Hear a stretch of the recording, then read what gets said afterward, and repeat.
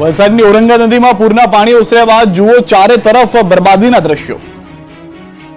વલસાડની ઔરંગા નદીમાં પૂરના પાણી ઓસર્યા બાદ નુકસાનીના દ્રશ્યો બહાર આવી રહ્યા છે। ઔરંગા નદી કિનારે આવેલા હનુમાન ભાગડા ખુર્દ વિસ્તારમાં નદી કિનારની પ્રોટેક્શન વોલ તૂટી પડી હતી। આથી કિનારા વિસ્તારમાં મોટા પાયે ધોવાણ થયું હતું। ગામના કોળીવાડ વિસ્તારમાં ઔરંગા નદી કિનારે રહેતા 3 પરિવારના મકાનના પાછળનો ભાગ ધોવાઈ ગયો છે અને ઘરની જમીન પણ બેસી ગઈ હતી। ઘરની દિવાલોને પણ મોટા પાયે તિરાડો પડીને નુકસાન થયું છે। બનાવની જાણ થતાં તંત્રના અધિકારીઓની ટીમ સ્થળ પર પહોંચી હતી અને પરિસ્થિતિનું નિરીક્ષણ કર્યું હતું। જોકે નદી કિનારે મોટા પાયે ધોવાણ થયું હોવાથી હવે આ મકાનના અસ્તિત્વ સામે ખતરો મંડરાઈ રહ્યો છે। આથી આ ઘરોમાં રહેતા 3 પરિવારને સલામત સ્થળે ખસેડવામાં આવ્યા। ગામના લોકો પણ નદી કિનારાની પ્રોટેક્શન વોલ વધુ મજબૂત કરવા માટે આવે અને કિનારા વિસ્તારમાં થતા ધોવાણને અટકાવવામાં આવે તેવી માંગ કરાઈ રહી છે। સ્થાનિકોએ નદી કિનારે થતા વધતા જતા ધોવાણને અટકાવવા માટે અગાઉ પણ અનેક વખત સંબંધિત વિભાગોની રજૂઆત કરી હતી, પરંતુ તંત્ર દ્વારા ધોવાણ અટકાવવા માટે કોઈ કાર્યવાહી નહોતી કરવામાં આવી। આખરે આવી સમસ્યા સર્જાઈ રહી છે। જે પરિવાર બેઘર બન્યા છે તેઓ પણ પોતાની વ્યથા ઠાલવી અને તંત્રની કામગીરી સામે નારાજગી વ્યક્ત કરી રહ્યા છે। સુરત ઇન્ટરનેશનલ એરપોર્ટ પર ટપક્યો ભ્રષ્ટાચાર, છતનું પાણી ઝીલવા 3 ડોલ મુકાઈ। કરોડોના ખર્ચે બનેલ સુરત ઇન્ટરનેશનલ એરપોર્ટ પર ભ્રષ્ટાચાર ટપકવા લાગ્યો છે। એરપોર્ટ પર ડોલો મૂકવાનો વારો આવ્યો છે, કારણ કે વરસાદે સુરત એરપોર્ટ ખાતે ચાલી રહેલી લાલિયાવાડેની પોલ ખોલી નાખી છે। જૂના ટર્મિનલમાં ફર્સ્ટ ફ્લોર પર એરોબ્રિજની લોબી પાસે છતમાંથી વરસાદી પાણી ટપકવાને લીધે મુસાફરોને ભારે પરેશાનીનો વારો આવ્યો છે। છતમાંથી ટપકતું પાણી લોબીમાં પ્રસરે નહીં તે માટે પ્લાસ્ટિકની ડોલો મૂકવાનો વિડીયો વાયરલ થયો છે। પાણી ટપકતું હોવાથી બેરિકેડ લગાવી 2000 સ્ક્વેર ફૂટનો એરિયા બંધ કરવાયો છે। સુરત ઇન્ટરનેશનલ એરપોર્ટ નામનું જ હોય આ વિડીયો પરથી સ્પષ્ટ થઈ રહ્યું છે। કરોડો રૂપિયાના ઇન્ફ્રાસ્ટ્રક્ચરમાં પોલ જ જોવા મળી રહી છે। એરપોર્ટ ઓથોરિટીના અધિકારીઓ એવો લૂલો બચાવ કરી રહ્યા છે કે 2 તરફ વિસ્તરણ થયેલા ટર્મિનલ બિલ્ડિંગનો વચ્ચેનો ભાગ રિનોવેટ કરવા ટેન્ડર ઇસ્યુ થયા પછી વર્ક ઓર્ડર આપી દેવામાં આવ્યો છે, પછી આ પાણી નહીં ટપકે। મહેસાણામાં ફેક્ટરીમાંથી મળ્યું સબસિડી યુક્ત ખાતર।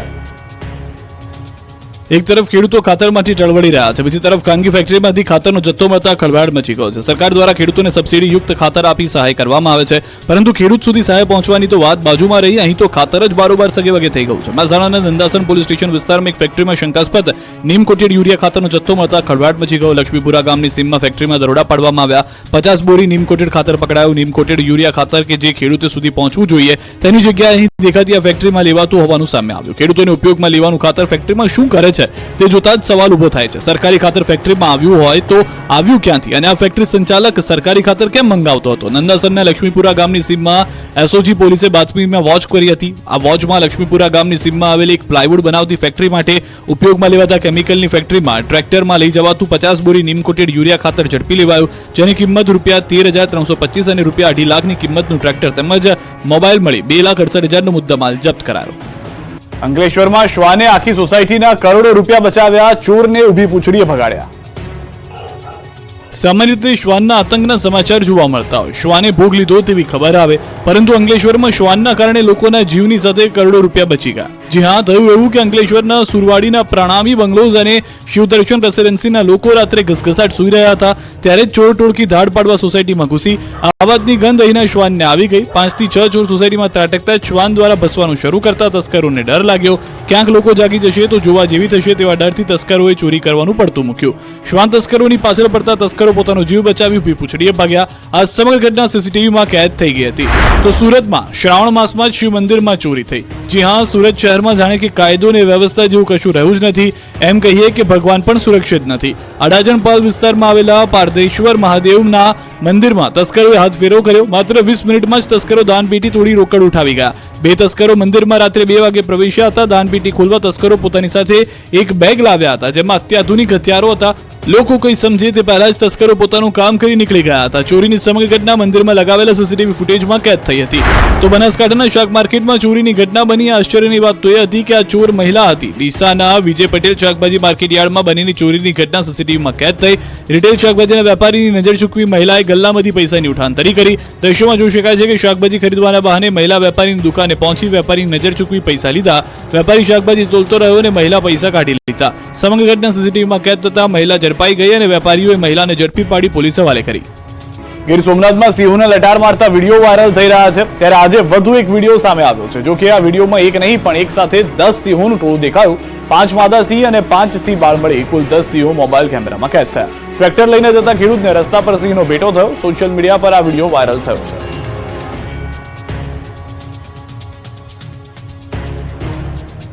આ તરફ રાજ્યના માર્ગો પર પશુઓનો અડિંગો હજી પણ કાયમ છે। ચોમાસું શરૂ થતા રાજ્યભરના રોડ પર પશુઓ અડીંગો જમાવવાનું શરૂ કરી દીધું છે, ત્યારે સાણંદના હાલ પણ બેહાલ થયા છે. સાણંદના રોડ પર પશુઓનો આતંક શરૂ થઈ ગયો છે. પશુપાલકોને જાણે કોઈ કાયદાનો ડર જ ન હોય તે રીતે લોકોના જીવને જોખમમાં મૂકવા માટે પોતાના પશુઓને છોડી મૂકે છે. સાણંદના રોડ પર પસાર થાવ એટલે તમારું સ્વાગત પશુઓ કરે. રસ્તા પર ઢેર ઢેર રખડતા પશુઓ અડીંગો જમાવી રાખ્યો છે. રોડના ત્રાસથી વાહન ચાલકો હેરાન પરેશાન છે. માત્ર દિવસે જ નહીં, રાત્રે પણ રસ્તાને રખડતા ઢોર બાનમાં લઈ લે છે. પશુને કારણે લોકોને અકસ્માત થવાની ભીતિ સર્જાઈ રહી છે. સ્થાનિક વહીવટીતંત્ર ઘોર નિંદ્રામાં હોય એવું લાગી રહ્યું છે. આ બાજુ આણંદ અને આજુબાજુના નગર, વિદ્યાનગર, કરમસદ રસ્તે રખડતા પશુઓની સમસ્યાને કારણે સ્થાનિકો પરેશાન છે. પશુ રસ્તા વચ્ચોવચ્ચ બેસી જતા વાહન ચાલકોને વાહન ક્યાં ચલાવવું તે માટે રોડ શોધવા પડે છે. રાજકોટમાં આ વખતે લોકમેળો થશે કે નહીં તેને લઈને અસમંજસ છે. મેળાના આડે હવે 17 દિવસ બાકી છે. તેવામાં નિયમોને લઈને વહીવટીતંત્ર અને રાઇડના સંચાલકો વચ્ચે ખેંચતાણ છે. રાઇડ સંચાલકો પોતાની માંગને લઈને અડગ છે. રાજકોટ જિલ્લા કલેક્ટર કચેરી ખાતે રાઇડ સંચાલકો અને વહીવટીતંત્રના અધિકારીઓ વચ્ચે બેઠક યોજાઈ. આ બેઠકમાં અધિકારીઓએ રાઇડ સંચાલકોની માંગણીઓ શાંતિપૂર્વક સાંભળી. જોકે રાઇડ સંચાલકોની મુખ્ય 3 માંગ છે, જે સરકારની એસઓપી વિરુદ્ધની હોવાથી તેમાં અધિકારીઓએ ઘસીને ના પાડી દીધી. સોલ્ટ રિપોર્ટ, ફાઉન્ડેશન અને એનડીટી રિપોર્ટ કે જે સરકારની એસઓપીમાં છે, ત્યારે રાઇડ સંચાલકોનું કહેવું છે કે માત્ર રાજકોટમાં જ નહીં પરંતુ ગુજરાતભરમાં જ્યાં પણ મેળા યોજાય છે ત્યાં નિયમ સ્વીકારી શકાય તેમ નથી. તેથી રાઇડ સંચાલકોએ કહ્યું કે અમે આ મામલે મુખ્યમંત્રી અને ગૃહમંત્રીને વિનંતી કરીએ છીએ કે આ નિયમમાં ફેરફાર કરવામાં આવે. હજારો લોકોની રોજીરોટી મેળાથી જોડાયેલી છે.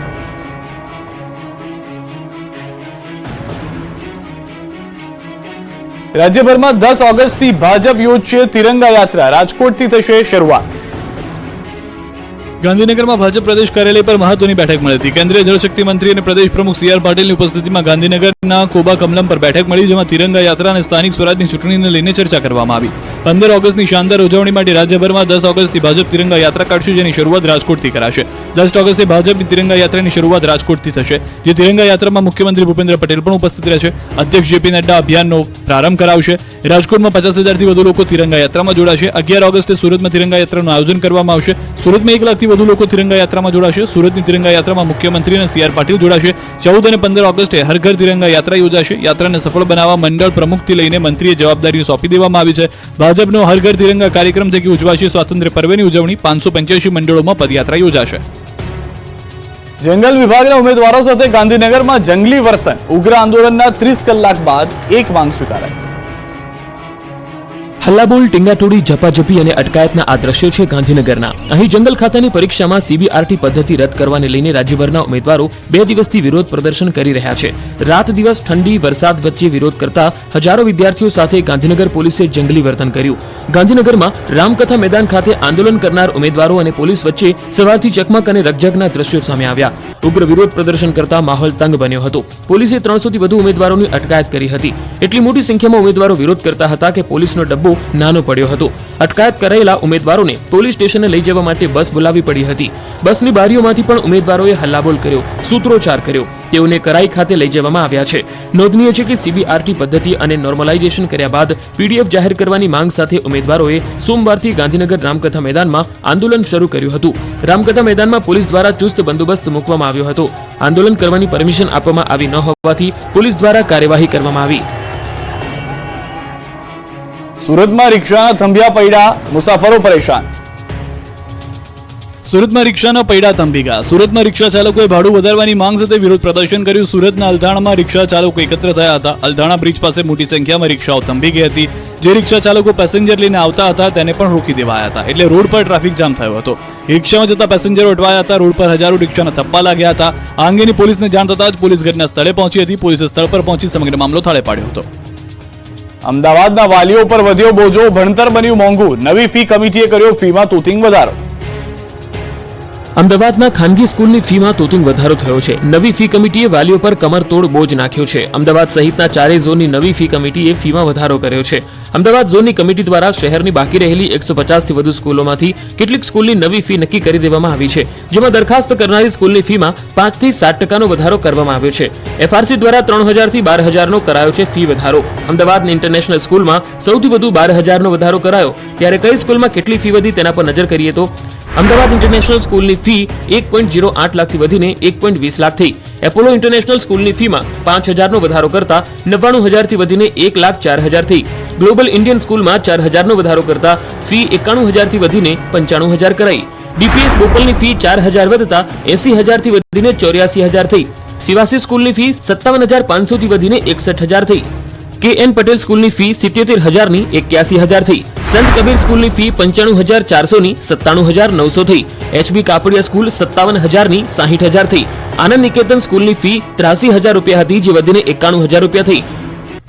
SH ખારાવા સ્કૂલની ફી 32,000 રૂપિયા હતી, જે 35,000 રૂપિયા થઈ. નવા શૈક્ષણિક વર્ષથી ફી વધારો લેવાનો શરૂ કરી દેવામાં આવ્યો છે.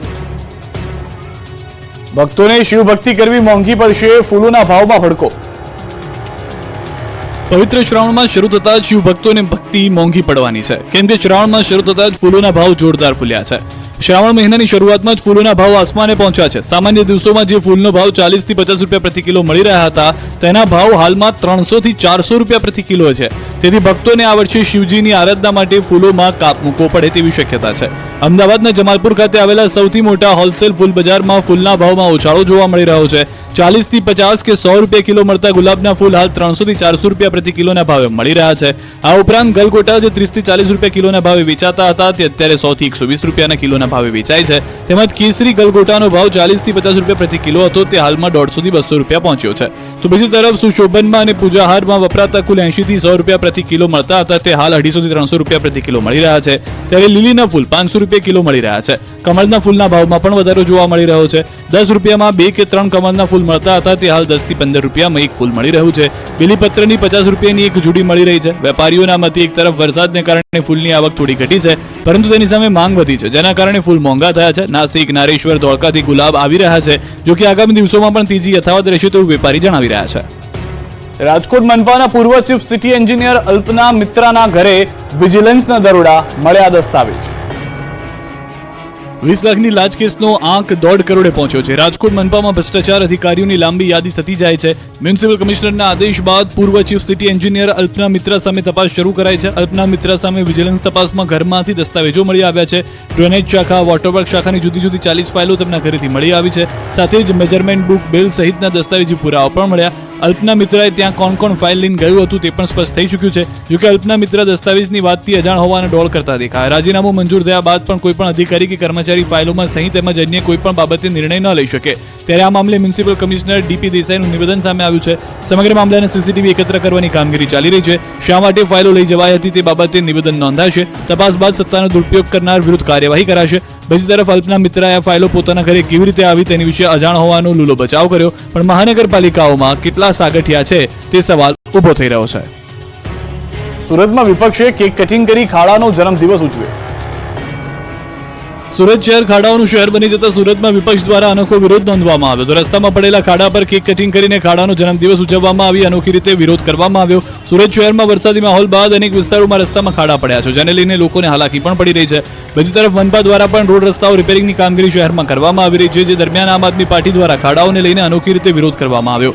પર્વત પાટિયા વિસ્તારમાં વિપક્ષ નેતા પાયલ સાકરિયા સહિત આમ આદમી પાર્ટીના કોર્પોરેટરોએ ખાડામાં કેક કટિંગ કરીને ખાડાનો જન્મદિવસ ઉજવી અનોખી રીતે વિરોધ કરવામાં આવ્યો હતો. આ ઉપરાંત ભાજપ વિરુદ્ધ સૂત્રોચ્ચાર કરીને વિરોધ કરવામાં આવ્યો હતો. બીજી તરફ પોલીસ